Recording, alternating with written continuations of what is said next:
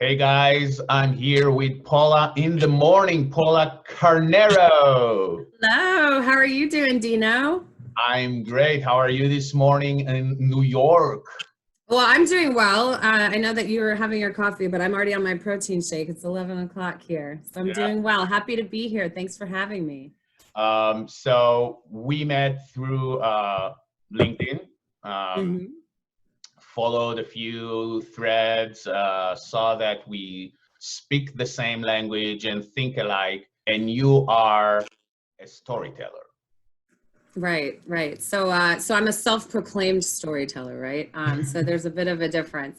But yeah, but no, absolutely. And I think it's really important to note that we met on LinkedIn.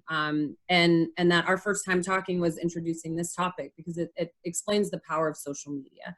And as a storyteller, kind of the way that I came about doing it is that I've had a very unconventional career path. And so with that, having my own voice and kind of iterating what it is that Paula in real life versus Paula on social media and LinkedIn life looks like, all those Paulas had to kind of come together. Yeah. So this is a testament of the fact that what you see is what you get on LinkedIn. And you and I met and we had rapport as though we knew each other for forever, because we've had like-minded synergies on topics.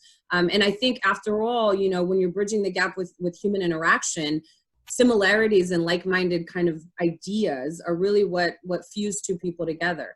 And in my view of storytelling, that's exactly what it is. It's bringing your authentic self forward at the forefront, both your digital voice and your human voice, and then having that be connected to somebody else. I think it's awesome. I think it's awesome that we found each other that way. Yeah, and it's funny that you're talking about authenticity and storytelling and tell your story, your real story, and who you are, and get your personality out there by telling your story. And you probably noticed this week mainly, we got to a critical mass on LinkedIn, and people who are all of a sudden pitching and try to connect with you, say they want to be your friend, but all they want is just to sell you something.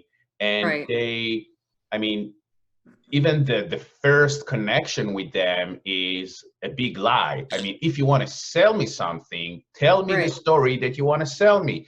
And don't try to tell a story that's not you, because at the end of the day, it hurts you. This takes me to, personal brand and corporate brand and storytelling for brands and storytelling for people. And I think there's, at least I saw it over the last 2 years, because brand story is something that is very important to implement and to use. And I try to use it with all my clients that are mainly corporate. And it's hard for them. What do you mean, my brand story? What do you mean? And it's about personalization of your brand and your company. And I'd like to know, a little bit, what's your take on that? Mhm. Yeah, no. So a few things there. I'll be a consultant for a second. Let's unpack all that. So as far as the critical mass, I was lucky. I was in Mexico, so I had my notifications off for LinkedIn all week. So I picked a good time. Yeah. Uh, as for the uptick in selling, here's the thing. We've also seen an uptick of people like you and I who say to do an uptick, right? So preceding all of these people suddenly finding a new way to sell, I think was a lot of us evangelizing the fact that you have a way to tell your story and you have a way to kind of give off your message, whether it's corporate or personal or whatever it is that you're trying to push, right? Whatever agenda it is that you're trying to push. Right. Here's my other take on storytelling that'll answer kind of all of that together. I'm in sales as well. I make my living selling robotic process automation to And to and people who by the need it. way, I just wanna say You it's sell totally too. okay to use Exactly. LinkedIn as a Exactly. sales tool. No. And that's exactly what the caveat was going to be. It is exactly right. So we all in a measure are selling. If you're on LinkedIn in some way, shape, or form, right? Your face, your brand, your message, your bio, that is you selling yourself in essence, right? Um, the heightened peak of what's been spamming sort of is what it is. It's kind of a version of spamming. We saw it with the advent of email. We saw it with cell phones.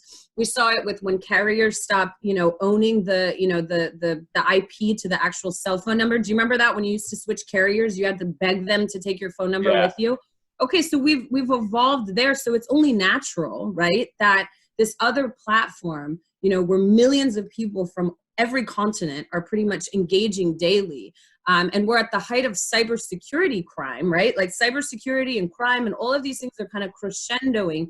So I think what we're seeing on LinkedIn, this advent of inauthenticity, of what people are trying to push, honestly, from a girl that sells robots, I think it's a lot of robots. I think a lot of people have put automation tools behind the scenes and have gotten some like basic messages and just sent them and are hoping for the best. So I think it'll flush out. I think what, my prediction is they've all been, there's a CEO change at LinkedIn too. So I have a feeling that it'll kind of get washed out. But as far as, the integrity behind being your authentic voice, that's not going to work, right? All of us ignore that stuff. Because at the end of the day, what we're trying to do in a social platform is be social, and to communicate and to talk to humans in a more convenient and tangible and, easy to capture kind of way. Right. And if we're going to corporate, tell us a little bit about your job, because we're talking about bots, and I actually like AI and the use of bots for marketing, for growth. But at the same time, I believe that AI and bots are not human, and we have the responsibility to humanize them. And when you do that, when you combine those two things, then it works really great. Absolutely. No, and you nailed it. That's exactly what it calls for, is a hybrid approach to machines and to humans. And it's funny, actually, I think it's important in my story to give context. I haven't always been in sales. I actually was a process, kind of a behind the scenes process analyst in an operational role for most of my life. And what I always saw time and time again was that the salespeople would overpromise a task, a service, a good, a whatever. And then the operations people would be, stuck filling the bill to be able to service that, that offering.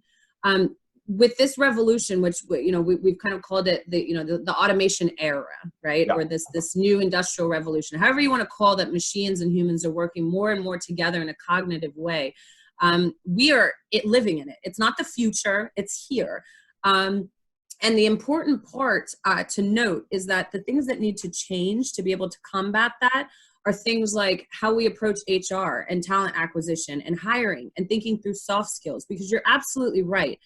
There's not going to be a need for a bean counter anymore, which helps me because I was terrible at math my whole life. I was always afraid of algebra. Me too. That's never going to be necessary. We invented a calculator. We now have robots that do intense reconciliations for multi-billion-dollar organizations. The little bean counter, the person that does the math, that's not necessary anymore. Right. The person, however, the FP&A analyst or the accountant that is necessary now is not one that just puts their head down and produces charts. It's going to be the accountant that goes to you and says, hey, I just noticed that last year at this time, the numbers show that we spent X. So should we maybe think through that maybe what our game plan should be Y this year? Because we're on target to see something different. Maybe we should think that through. So those analytical skills, the ability to process information in a way that a computer or a robot can't do, those are going to be the vital skills of the future and absolutely essential to the humans that are going to make it in the workforce versus those that are complaining about robots taking their jobs and not upskilling. Yeah. I totally agree. Totally my opinion, and I could speak, passionately and adamantly on it forever. Because I think that's something that we all have to embrace. And I think we all have to work together to just educate each other about really what that means. And you're absolutely right. In marketing, it saves the day on so many things to automate some tasks.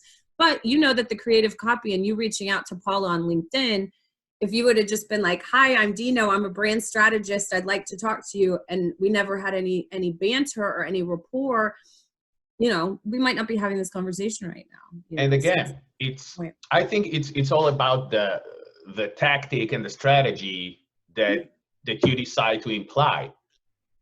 I can Agreed. do that and just immediately cut to the chase if I want, if that's what I think I should do. And let's say contact and send this, hey, I'm Dino, I'm a brand strategist. I'd like to get your business. Yeah. Send it to 1,000 people, and I might fall at the right time, at the right It's a place. numbers game. Yeah, it's a numbers game. You might get a few hits, but are you really portraying who you are and what it is that you want to convey to the world? Right. You know, and there's a guy, a CEO that we've been in contact. We've never really spoke on LinkedIn, but we've been contacts on LinkedIn for, I guess, 4 months or so. Through the cannabis industry, and some link or some article that he wrote recently, you know, popped on my feed, and I read it and I sent him, hey dude, you can use this as your brand story. He said thank you. Then all of a sudden I was like, you know what, check the website. And and then I was like, great website, they can use help with this. And then I pitched him and I said, hey dude, that's what I do. I think you can use help with ABC. If it will work or not, I don't really care. I did what I think that I should do. Right. And I think that all those who are now, I saw we have lots of contacts. I saw you in marketing. We should connect. Yeah. And then immediately, oh, thanks. We are doing this and that. Why don't you jump on a call? Just start with your story. Just start with that. Yes, exactly. Lead with the story and lead with the the tangible thing. And to your point, I actually, because I'm in robots, right? I did try at one point on LinkedIn. I must say that I was guilty once of trying the the robot approach, but very targeted and more of a marketing methodology, right? Of seeing through a sample portion. And I had this event where it was inviting CFOs only last year. I thought, okay, very targeted to CFOs in the New York area. Let me just send the invitation link, because it's not me saying something fake, right? It's me just offering something that could be of use, which is a note. And so it was very generic, blur, whatever. Do you know what I found? The response rate was not great, but the ads of these people months later started trickling in. Why? Because despite the fact that I sent out something generic to everybody, my LinkedIn profile is very, very authentic.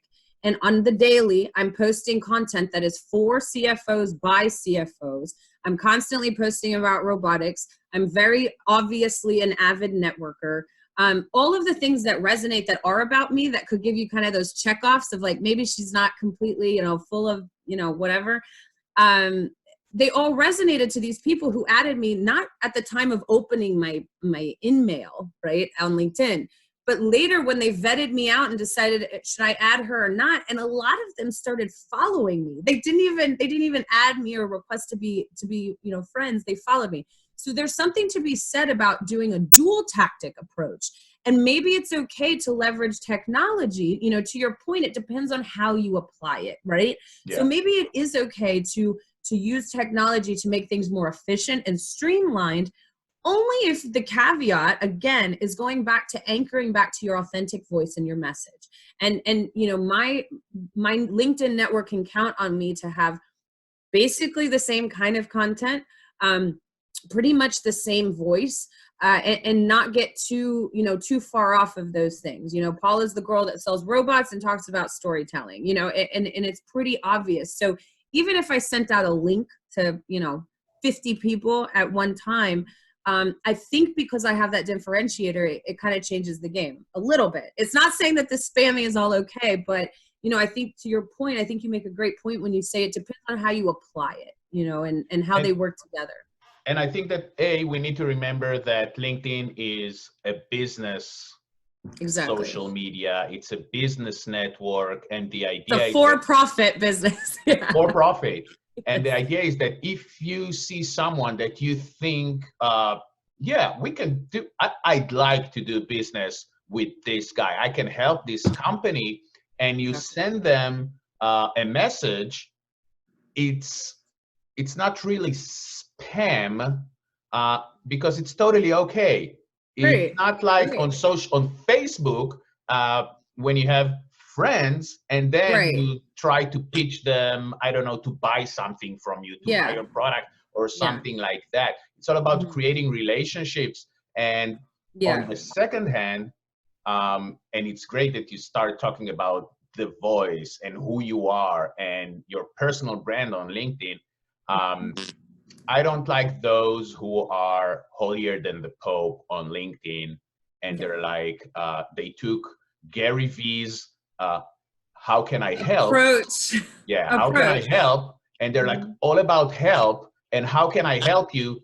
And then you actually authentically say, well, you can help me A, B, C. Nothing. Silencio. Silencio. ¿Y tú eres de dónde? I didn't even ask you that. Um, before we finish, because I really like that, and I feel like we can talk like for hours about Forever. that. Yes. Yes. Yes. We yeah, Bring it back. Bring it back. yeah, it might need be to be like another to be A two-part continued, or a series. chapter 2. But I want to go back to storytelling and have, like, if you can have or give us one tip or something like that, or a mindset or a mind flow of a great way for those who struggle to find their story, or struggle to find, okay, how should I communicate my story, corporate or personal? Right. A few tips. Yeah. That's a loaded question too. So I would say that you start with the macro. And honestly, I think this idea of work-life balance it's not a thing anymore. I think that the first key is to figure out who you are authentically, both at home and in the workplace. And once you have that voice established, which it's funny because that sounds like an easy task. A lot of people take years and years and tons of therapy to even broach the subject of knowing that answer. But it's very important to have a macro view of who you are in any setting, at church, at this, at that, whatever it is that you do, that has to be unified. Once that's established, the way I always see it is, what do you want to be famous for? And not famous in the sense of, you know, Brad Pitt, Hollywood celebrities, but if something, you know, God forbid, happened today, what would I want my epitaph to say? What would I want my family to say? You know, Paula was this. Was she funny? Was she charming? Was she giving? Was she smart? Did she give back? And whatever that is, then I have to target my story around that, because at the end of the day, the world is your audience and they are the equivalent of your readers. Right. And so what do I want my readers to know? The people I meet every day, when they read the story of Paula and they look back on who I was, and when they interact with me today, what is it that they see? What is it that they think of? And then once you have that macro establishment, and in my case, it's that I want to be known as being genuine. And you come up with what your why is. And that's why you tick. Why is it that you get up every day? So you have this macro idea that's authentic and genuine of who you are. And then why is it that you do what you do? I happen to be, you know, a pretty successful, almost 35-year-old who got her degree at 28. And a lot of people wouldn't think that. But I started my career before my career preceded my diploma. And I used to be ashamed of that. And that's actually one of my biggest assets for being able to communicate in the gig economy. So it's understanding what your why is. And I want to storytell and I want to share. And I help, you know, I'm meeting a mentee later today. I mentor high school students because I want to share the story that says you don't have to do it in the same order as everybody else, right? I'm like you, So by the way. Yes. Okay. Yeah. So that's my why. So those two things couple Paula, and she turns into kind of this, you know, rough around the edges sometimes, but very polished, you know, put together marketing sales professional, you know, sits in breakfast meetings and panels and moderates for CFOs, and then is silly behind the scenes and likes to go to movies and, you know, have one too many glasses of wine on occasion, right? And all of those things are okay, and all of those things are perfectly acceptable. And so I think when you're trying to find your authentic voice and you're trying to shape what your story is, whether it's to sell or professionally or corporate, whatever it is, the key is to have that genuine idea and understanding of who you are. and couple it with why it is that you wake up every day. And together that forms a story for both your present and your future. And again, you know, everybody we come into contact with are our readers. So it's always important to be authentic for them. Yeah, I love it. And while you were talking, I was like, that's exactly who she is on LinkedIn, on social media. That's exactly awesome. Who So you that are. mission accomplished. Yeah. And I think that it's a great tip, very basic, very understandable, and you can utilize it very easy. And I think that it works because it's really the reason. Yeah. It's really who you are. It's really you why you can't. wake up in the morning. So when that's your story, when that's your content, it will work. Yes. No, agreed wholeheartedly. And you know, I really appreciate you asking the question in that form, because I don't think I had, you know, even collectively put my story together of understanding that. And that's the importance too, is that you have to say yes to every opportunity, and you have to show up to every networking event, and you have to do it whether you feel like you belong there or not. You know, the naysayers and the, you know, imposter syndrome folk, you know, you got to just put it past you, because today, had I not said yes to this, it would be one less opportunity to uncover a little bit more of a nugget about who I am that I didn't even realize were, you know, was manifesting there, ready to bubble up. So, you know, even just saying yes to, you know, to anything that you're asked to do in a professional and personal setting, I think is very important too, to shaping your story. You're going to run out of chapters, you know, and so it's always important to kind of fill in the blanks with where you can, and especially if opportunities present themselves to meet like-minded people. I just love it. I love it. Well, actually, yeah, I think we should stop here, because otherwise we're gonna go on for forever. days. Yeah, I think people get bored after a little while, right? We break it up. I loved it. It was great, and no, fantastic. Thank you so much for saying yes. Thank you. Yes, absolutely. No, I think that's another good takeaway. That one came from my dad too, so I'll give him props for that one. Yeah, that's important. So I'll see you soon. I'll talk to you soon, and have an awesome and because, Friday. Yeah, no, absolutely. And I'm actually, because we're going to do all of these things on social media, and I'm getting better at Twitter now, we're going to do one quick selfie. Hell yeah. Of what the behind the scenes looks like, and I'll tag you there too, so we can up those boosts too.